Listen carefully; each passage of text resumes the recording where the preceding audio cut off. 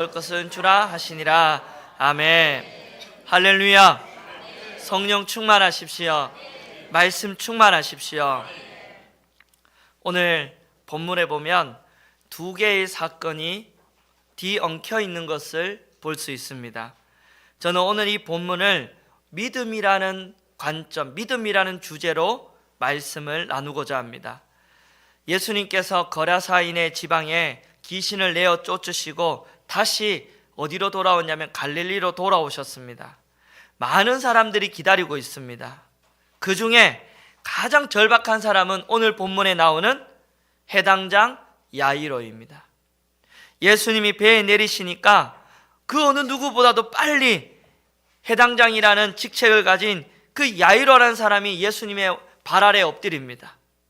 그리고는 자기 딸이 죽게 되었으니 오셔서 머리에 손을 얹어 아이가 나을 수 있도록 도와달라는 거예요.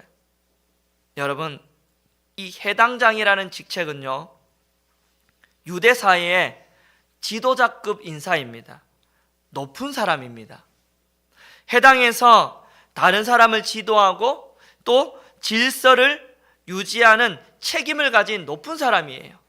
그런데 이미 유대 지도자들은 예수님을 정죄했습니다. 해당에서 설교하지 못하도록 지시를 내린 상황입니다.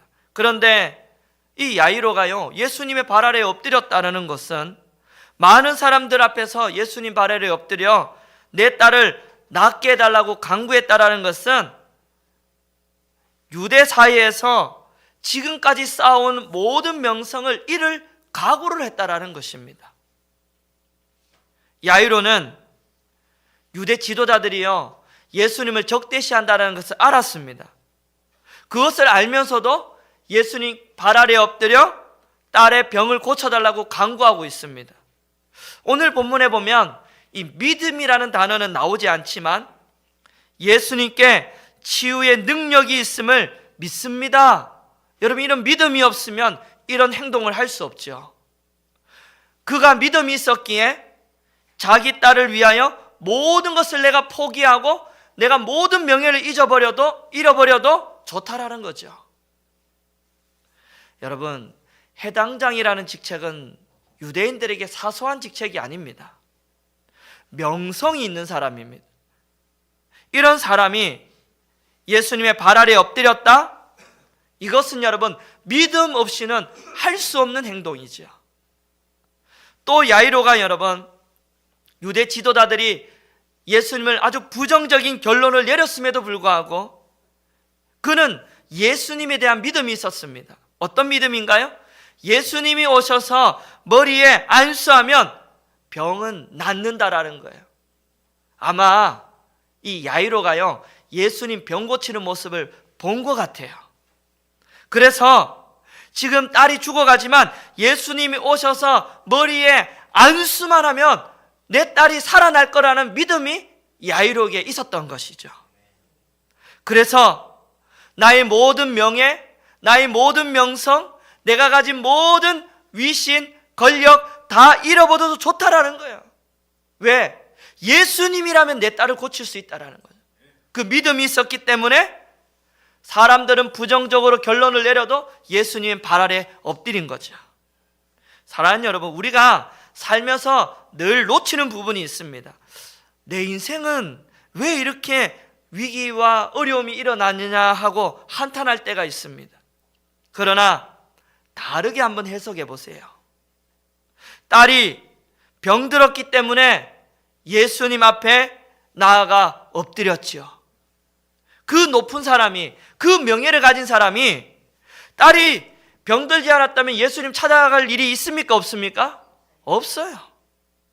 여전히 멀리서 그도 바리새인들처럼 예수를 쳐다보는 구경꾼으로 한평생을 살았겠지요. 그런데 딸이 죽게 되자 그가 예수님 앞에 용기를 내어 나아갔습니다. 나의 모든 인생을 다 이제는 잃어버릴 수 있지만 그가 내 딸 때문에 예수님 앞에 나아갔던 기회가 되었던 것이죠. 사람들은요, 예수님을 좀 더 가까이 나아가 기도하고 싶고 매달리고 싶고 은혜를 받고 싶다고 말은 하지만요, 무슨 특별한 일이 없으면 기도하는 일은 다른 일에 밀리기 마련입니다. 다른 일이 있으면 기도하는 일은 다음에 좀 더 있다가, 그러다가 갑자기 집에 누군가가 수술하는 일이 있거나 경제적으로 위기를 닥치면 어떻게 해요? 아이고 주님 하고 매달리는 거예요. 그래서 여러분, 믿음의 눈으로 보면 고난이라는 거, 위기라는 거 다 나쁜 게 아니에요. 시편 119편 71절, 고난당하는 것이 내게 유익이라, 이로 말미암아 내가 주의 율례들을 배우게 되었나이다. 아멘. 고난을 통해 누구를 배워요? 예수님, 하나님을 배웁니다. 고난을 통해 누구를 경험해요? 하나님을 경험합니다. 하나님을 만나는 거죠. 야이로가 지금 딸이 죽게 되는 위기가 있지만 이것이 오히려 기회가 된다는 사실을 여러분 기억하십시오. 어떤 기회이죠? 예수님을 만나는 기회가 됩니다. 예수님이 딸을 고쳐주는 기회가 됩니다. 할렐루야. 예수님과 함께 이제 딸을 고치라고 이제 집으로 예수님 모시고 갑니다. 집으로 가는데 그 도중에 또 다른 믿음의 사람이 나타납니다. 예수님이 해당장 야이로의 집으로 가는데 무리가 너무 많은 거예요. 사람들이요, 예수님을 에워싸고 밀고 당기고 난리도 아닙니다. 그때 그 무리 중에 12회나 혈류증을 앓던 그 여자가 있는데 그 병 고치기 위해서 예수님께 접근하고 있습니다. 여러분, 혈류증이라는 이 병은요, 여성이 하혈을 하는 병입니다. 이 여성은 악성 빈혈 상태입니다. 자기 나름대로 병을 치료해 보려고 이 의사 저 의사를 찾아다녔지만 고생은 고생대로 하고 돈은 돈대로 다 써서 이제는 완전히 포기 상태입니다. 그런데 이 여인도 예수님에 대한 소문을 들었던 것 같아요. 예수님께 나아가기만 하면 모든 병이 낫는다라는 그 소문을 들었던 것 같아요.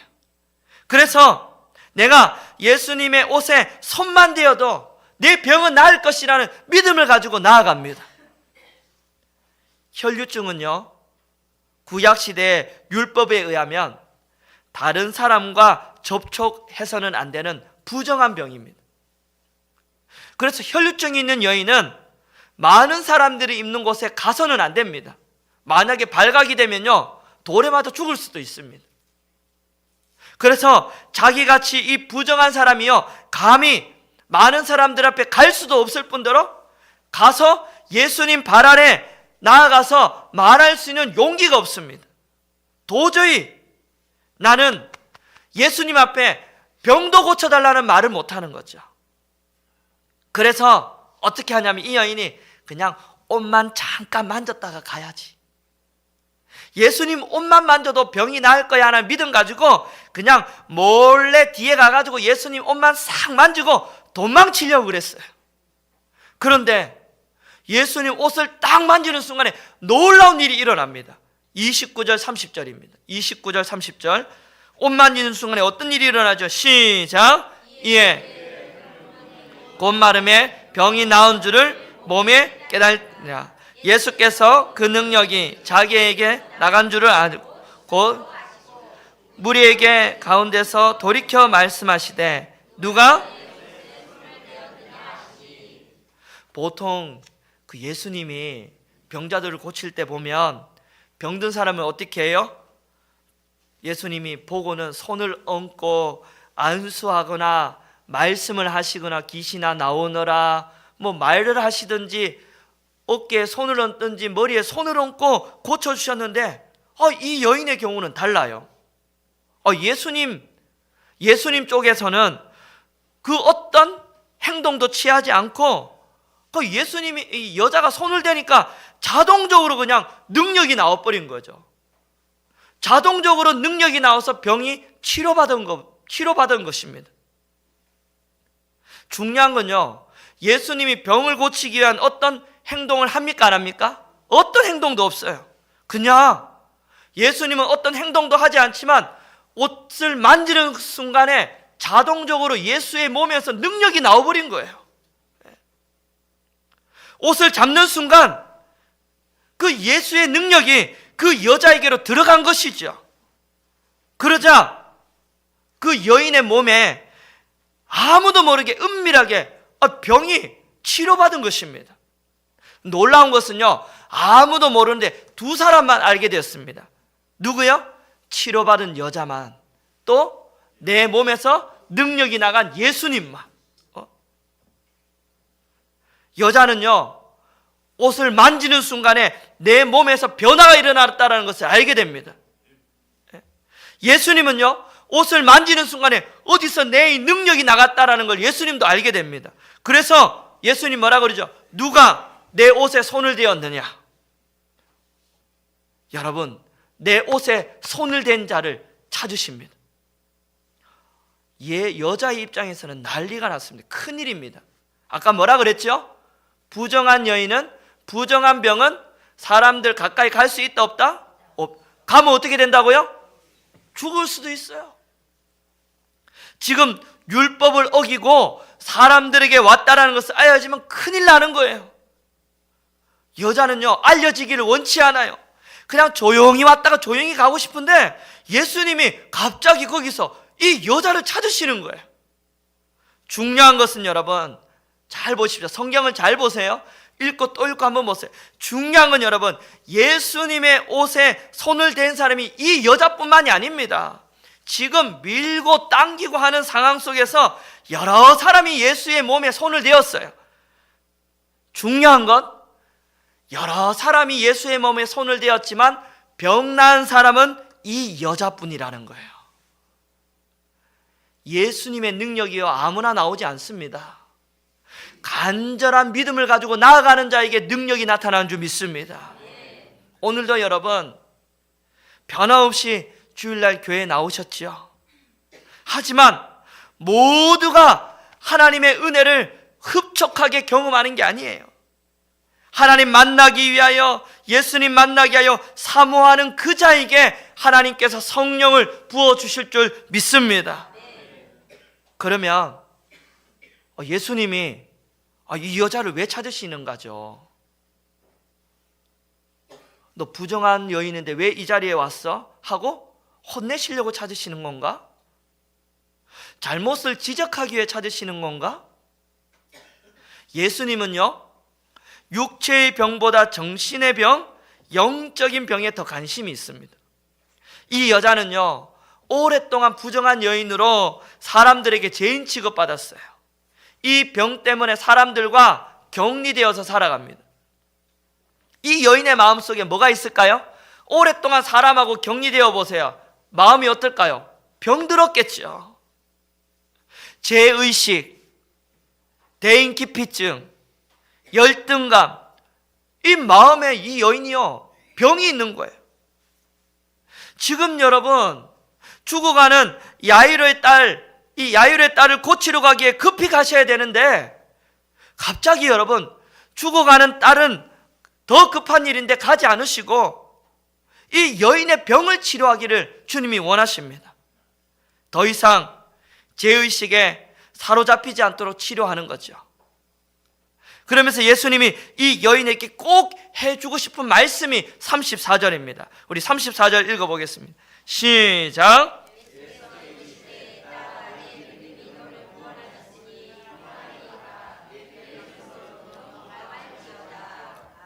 여러분, 여인의 입장에서 34절을 예수님으로부터 말씀을 받았을 때 그 마음이 어떨까요? 그 마음이 어떨까요? 그동안 서럽고 힘들었고 외로웠던 그 마음이 34절에 예수님으로부터 이 말씀을 받았을 때 마음이 어땠을까요? 다 녹아져 내렸을 것 같아요. 여러분, 하나님의 말씀은 우리의 마음을 치료하는 능력이 있음을 믿습니다. 오늘날 이 사회를 한번 보십시오. 육체적으로 멀쩡한데 정말 마음이 병든 사람이 얼마나 많습니까? 맞죠? 예? 육체는 멀쩡한데 마음이 병이 드니까 어떤 일이 일어나요? 집안에 들어가서 방에 들어가서 나오지를 않아요. 꽁꽁 문을 잠그고 은둔 생활을 합니다. 오늘날 사회를 한번 보세요, 여러분. 마음에 병든 사람이 얼마나 많아요. 사람을 때려놓고 왜 죽였냐고 그러면 이 세상이 싫어서 그렇답니다. 마음의 병 아닙니까?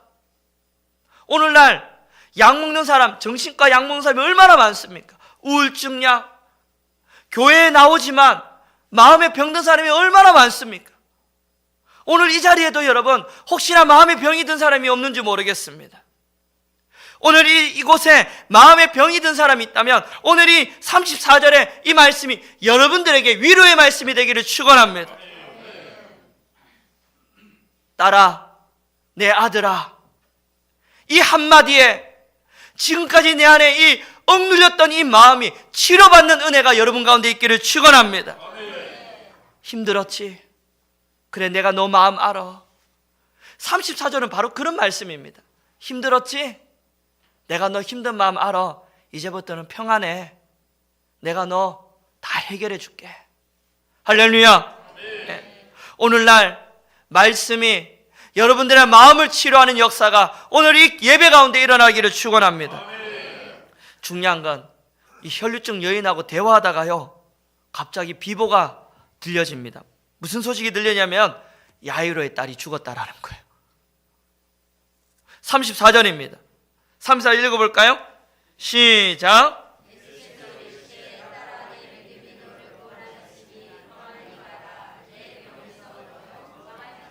35절 시작.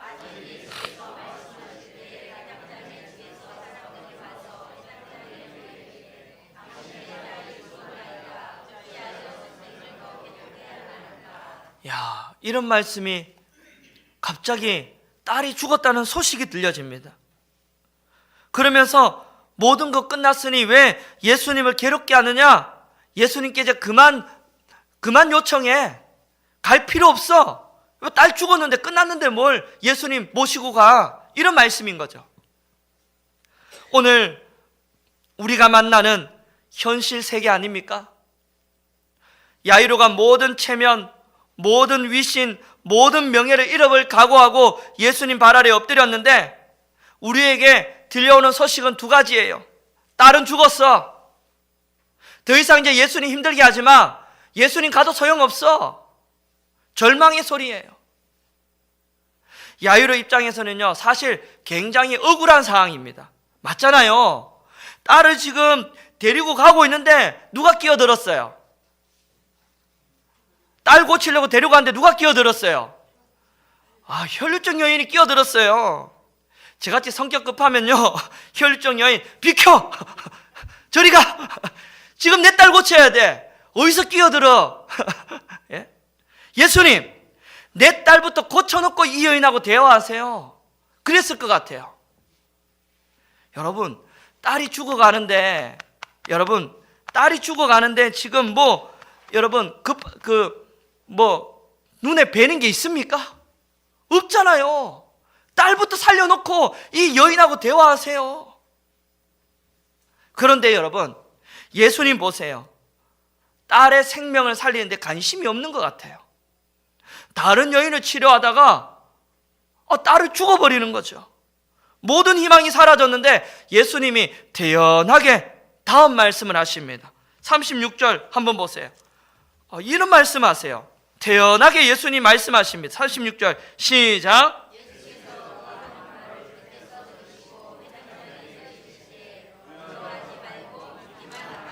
아멘. 할렐루야.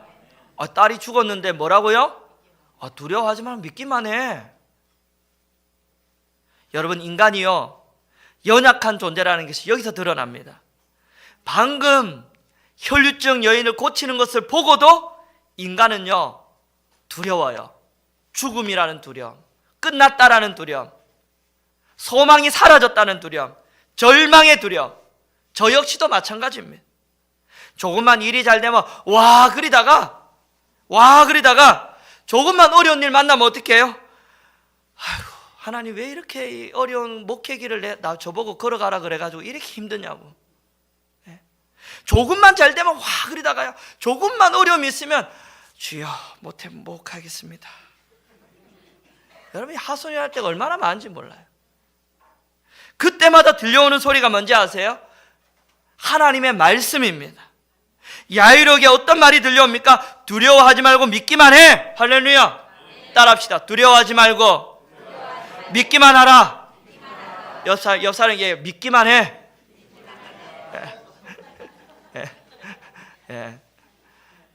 믿기만 하십시오. 여러분, 두려워 말고라는 말은요, 이런 뜻입니다. 마음속에 일어나는 절망에 지지 말라. 따라합시다. 지지 말자. 마음속에 찾아오는 절망에 지지 말라라는 거예요. 예. 너 세상이 말하는 절망의 소리에 지지 마. 사람들이 모든 거 끝났다 그래도 하나님은 끝난 게 아니야. 하나님은 하실 수 있어. 절망의 소리에 지지 마. 예. 그런데 잘 생각해 보세요. 야이로 입장에서 혈류증 여인 때문에 시간이 지체되었고 딸이 죽었죠. 어떤 면에서는 그 혈류증 여인이 야이로의 믿음을 방해하는 요소입니다. 저 여인만 아니더라도, 저 여인이 가로막지만 않았더라도 우리 딸은 살았을 건데. 그런데 여러분, 혈류증 여인은요, 믿음의 방해 요소가 아닙니다. 예수님은요, 혈류증 여인을 통해 더 큰 믿음을 주시기를 원하십니다. 믿음은 해석하기 나름입니다. 혈류증 여인이 믿음을 빼앗는 장애 요소일 수도 있지만, 생각해보면 그 여인 때문에 지금까지 경험하지 못하는 경험을 하는데, 무슨 경험이죠? 죽음에서 살아나는 경험을 합니다. 할렐루야. 예. 혈류증 여인이 아니었다면 그냥 살아있는 자를 병 고쳤겠지만, 혈류증 여인 때문에 어떤 더 한 단계 높은 경험을 합니까? 죽은 자를 살리는 경험합니다. 할렐루야. 놀라운 일 아닙니까? 예? 38절입니다. 집에 이제 들어가니까 벌써 장례가 진행되고 있네요. 떠드는 것과 사람이 울며 심히 통곡함을 보시고. 여기서 여러분, 중요한 거 아셔야 돼요. 우리는 사람이 죽으면 그 사람을 해줄 수 있는 게 아무것도 없다라는 거예요. 울어주고, 사람 죽으면 울어주고, 소리 질러주고, 묻어주는 것밖에 우리가 할 수 있는 일이 없어요. 중요한 건 죽기 전에 해줘야 돼요. 따라합시다. 죽기 전에. 중요한 건 죽기 전에 해줘야 돼요. 죽고 나면요, 복음을 전해도 소용없습니다. 죽고 나면요, 구원받고 싶어도 소용없어요. 우리가 해줄 수 있는 건 아무것도 없습니다. 중요한 건 살아있을 때 복음을 전해줘야 됩니다. 살아있을 때 사랑하고, 살아있을 때 섬기고. 할렐루야. 예. 39절입니다. 예수님이 이제 어찌하여 떠들며 우느냐? 이 아이가 죽은 것이 아니라 뭐라 그러죠? 그 말을 들은 사람들이 어떻게 했어요? 비웃었어요. 아니, 죽은 것을 뻔히 아는데 예수님이 잔다고 하니까 웃음이 안 나요? 정상적인 사람은 웃음 나는 게 정상이에요. 근데 예수님이 뭐죠? 비웃는 사람은 밖으로 내보내십니다. 너희들은 이거 볼 자격 없어 하고 내보내셔요. 그리고 아이 있는 곳에 가셔서 말씀하십니다. 달리다굼, 소녀야 뭐하라? 일어나라. 할렐루야. 소녀야 일어나라. 예. 예수님의 말씀은 죽은 아이를 살리는 말씀입니다. 할렐루야. 예. 우리가 듣고 믿고 있는 이 말씀은 우리를 살리는 말씀입니다. 죽은 자를 살리는 말씀, 없는 것을 여러분 있게 하시는 말씀, 이 말씀이 오늘 저와 여러분들을 살릴 줄 믿습니다. 예수님의 말씀에 어린아이가요, 살아나가지고 걸어다닙니다. 넘어지거나 쓰러지거나 이상한 행동도 하지 않아요. 완전히 살아났습니다. 42절 보겠습니다. 42절 시작.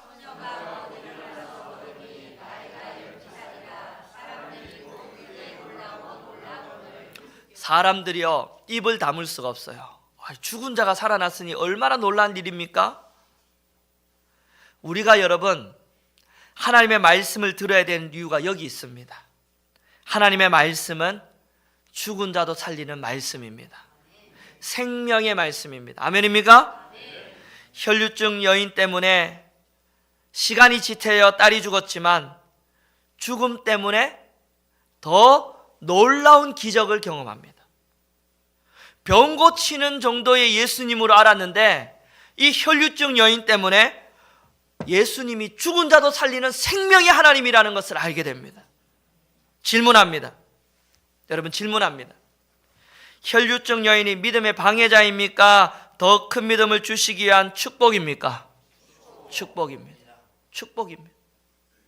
오늘 우리 삶의 현상에 일어나는 위기와 고난은 그러면 질문합니다. 축복입니까? 방해입니까?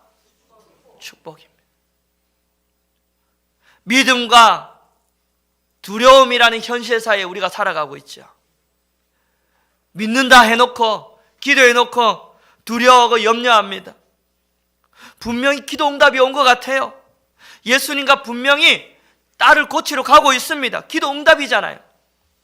그런데 혈류증 여인이 가는 길을 가로막아 버립니다. 그리고 딸은 죽어버려요. 혈류증 여인이라는 장애물이 나타납니다. 절망의 소리가 들려옵니다. 믿음을 방해하는 사람들의 소리. 끝났어. 예수님 모셔가도 소용없어. 예수님 괴롭게 하지 마. 한쪽에서는 딸은 죽었다고 절망의 소리가 들려오고, 한쪽에서는 두려워하지 말고 믿기만 해. 할렐루야. 신앙이라는 것은 바로 이것입니다. 믿음이라는 것과 절망과 두려움이라는 소리가 우리에게 함께 몰려옵니다.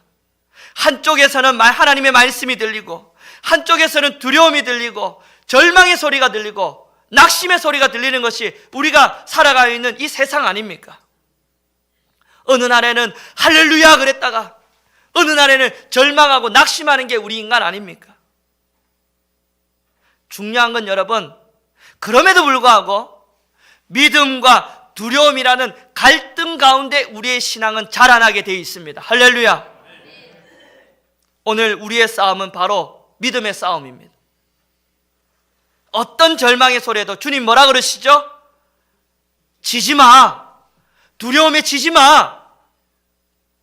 하나님이라면 죽은 자도 살릴 수 있어. 하나님이라면 혈류병 고칠 수 있어. 하나님이라면 너 인생 절대 망하지 않아.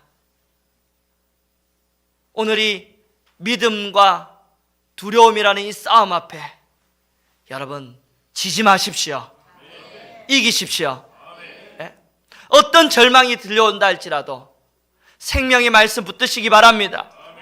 생명의 말씀은 사람을 살리는 말씀입니다. 어떤 세상에 소리가 들려온다 할지라도 이번 한 주간 여러분 살아가게 될 것입니다. 살아가는 동안에 여러분 하나님의 말씀도 들릴 것이고 세상의 소리도 같이 들릴 것입니다. 그때 사랑하는 여러분, 세상의 소리에 여러분 지지 마십시오. 하나님의 말씀을 듣고 이겨내시기 바랍니다. 하나님의 말씀이 우리를 살릴 것입니다. 두려움에 지지 마. 오늘 이 한 말씀 붙드시기를 바랍니다. 절망에 지지 마. 걱정에 지지 마. 믿기만 해. 할렐루야. 기도하겠습니다. 하나님 아버지 감사합니다.